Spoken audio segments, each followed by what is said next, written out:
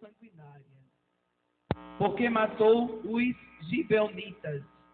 Então chamou o rei aos gibeonitas e lhe falou: ora, os gibeonitas não eram dos filhos de Israel, mas do restante dos amorreus, e os filhos de Israel lhe tinham jurado.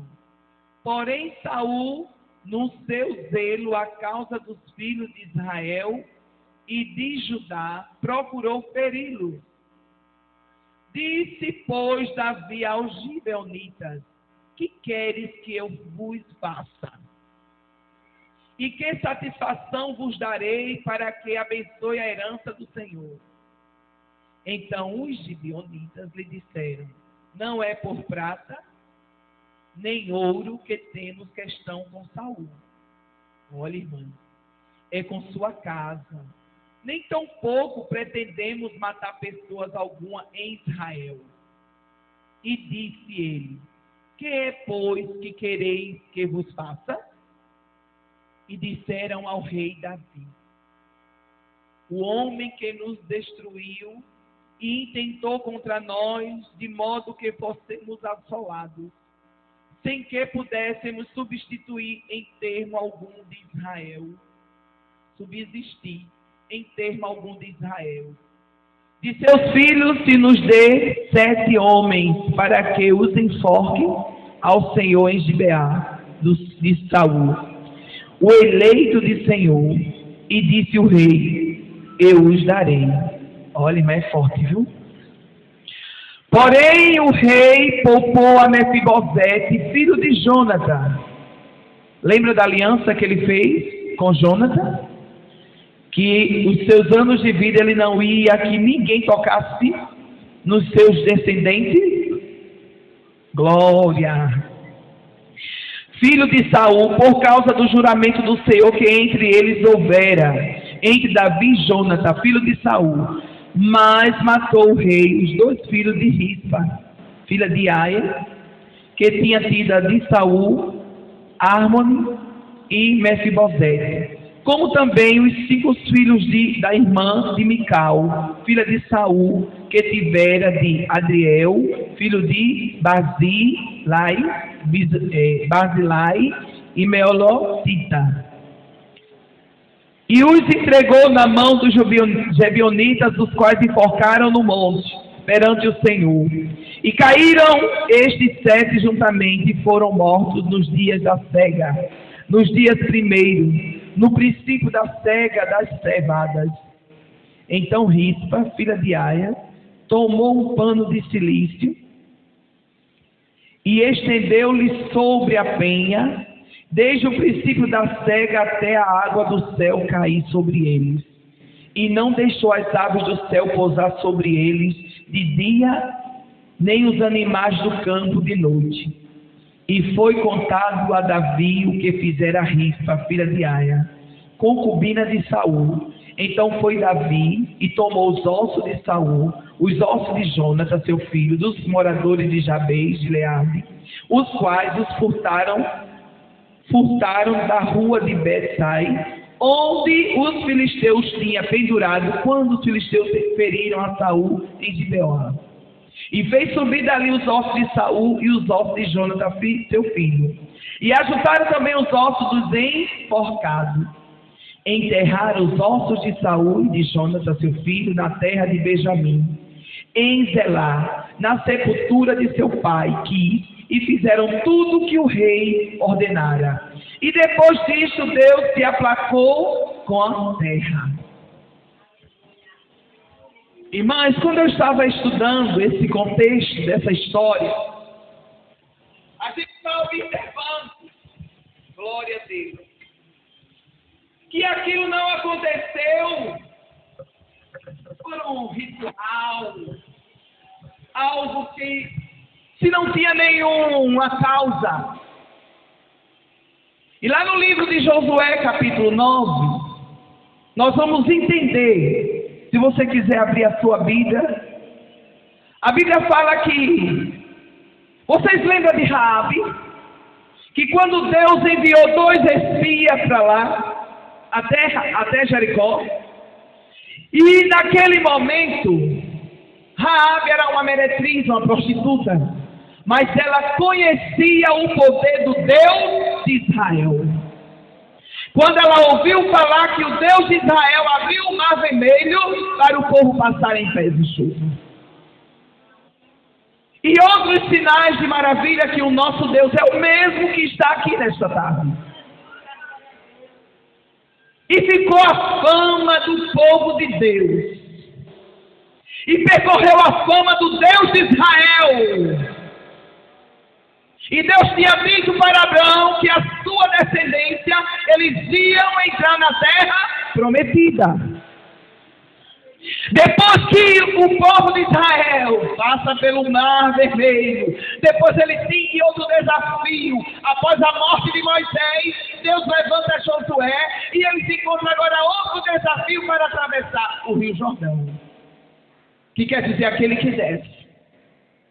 Quando eles atravessam o Rio Jordão, ele conquista Jericó. Não foi fácil. Após Jericó, ele tinha que conquistar agora a terra prometida, Canaã. Mas antes de conquistar Canaã, eles tinham que enfrentar Jebuseu, deixa eu olhar aqui. Quem lembra? Os heteus, Jebuseu, os cananeus e Perizeu. Nesse percorrer da conquista, eles também tinham que passar por os gibeonitas. Só que os gibeonitas, atentos, era um lugar, era o único povo que não tinha rei. Era o único povo que eles tinham aqui, era como os senadores, aqueles anciões, que poderia ter o rei, mas tinha uma reunião. E com a última palavra tinha que ser de quem? Dos anciões. Só que os gibeonitas, eles não tinham rei. Eles tinham os senados, anciões, pessoas de idade bem avançada, de experiência. E o que aconteceu? Porém, existiam homens valentes, os gibeonitas. Eram homens muito valentes. Só que a Bíblia diz que não tem valente de Davi que o Senhor não derrube. Não tem gigante que queira atrapalhar aqueles propósitos do Deus de Israel que ele não derrube. E o gibeonita começou o coração tremer, a padecer de medo. Então o que aconteceu? Eles prepararam o quê? Uma estratégia.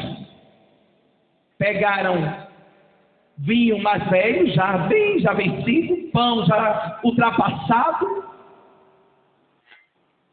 Pegaram e foram o quê? Botaram as sandálias mais estragadas que tinha, as vestes todas rasgadas, quem sabe. As barbas deles estavam tudo como uma pessoa pobrezinho, como mendigos. E ali eles colocaram essas estratégias. Veja bem.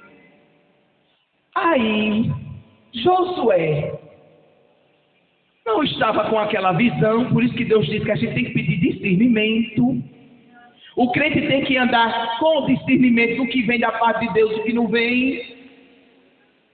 Eles chegam e diz que vieram de uma terra bem distante, por isso que gastou as sandálias, os vinhos ficou rasgado, né? Tudo aquilo ali. E Josué chama os anciões e faz o quê? Isso tudo foi há 400 anos. Deus não disse para Abraão que a família, o povo dele ia ficar no cativeiro durante quantos anos? 400 anos. Mas após os 400 anos, que o Senhor disse que ia tirar eles com o quê? Fazendas, riquezas, glória. Então ele chega diante do povo da nação de Israel e cria toda aquela estratégia. Mas o que aconteceu ali, igreja, irmãs? Josué não foi consultar a Deus. Olha como é importante tudo que nós formos fazer, consultar primeiramente a Deus. Porque as consequências da má direcionamento, do caminho que Deus não quer que nós sigamos, de uma decisão que vai tomar, não é melhor você pedir a orientação que Deus vai chegar e vai dizer assim, não faça coisa tal. Você vai estar em paz. Você vai vencer uma guerra que ia ser uma guerra bem maior que você nem imaginava. Mas o que aconteceu com Josué? Josué caiu e não foi consultar ao Senhor. Foi consultar quem? Os anciões.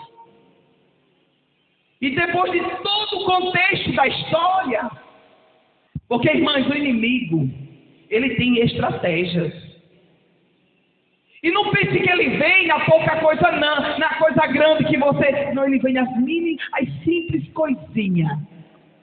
Que muitas vezes a gente olha, sabe que aquilo ali, Deus não aprova, porque quem anda no Espírito não é enganado. Quem anda na direção do Espírito Santo, ele não é confundido e nem é enganado. Deus, ele se revela para nós e muitas vezes nós tomamos a decisão para dar aquilo como se fosse para não prejudicar a pessoa, termina prejudicando mais ainda e você. E ele não consultou a Deus, tomou a decisão por ele. Conclusão: qual é a aliança que você quer fazer? Olha como eles eram espertos. Que vocês não vão tocar na nossa vida. E o pacto que eles fizeram, igreja, não foi só assim de boca, de palavra. Houve sacrifício. Houve o altar, prepararam o altar. Eles apresentaram perante a quem? A Deus.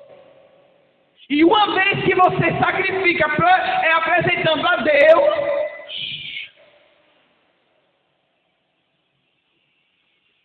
Aí o que acontece? Ele disse, olha, durante a nossa vida, que vocês não deixem que ninguém toque na vida de nenhum dos nossos gibeonitas. Eles acertou o acordo. Fechou o acordo. Pronto. Aí o que aconteceu? Mas depois de 3 dias... Josué ia ao lugar dos gibeonitas de Gibeá para tomar posse, só que ele foi o quê? Surpreendido. Você não pode tocar em nós, Josué. Lembra do acordo que foi feito? Não, machôvia. Lembra do acordo que nós fizemos? O sacrifício que nós apresentamos diante do Deus de Israel? Pronto. Dali que foi que Josué fez? Fez cada um seu o quê? Rochedores e rocha. E o que mais? Agora eu estou esquecida. E tiradores de água. Houve um preço. Eles agora foram o quê? Teve que trabalhar pesado.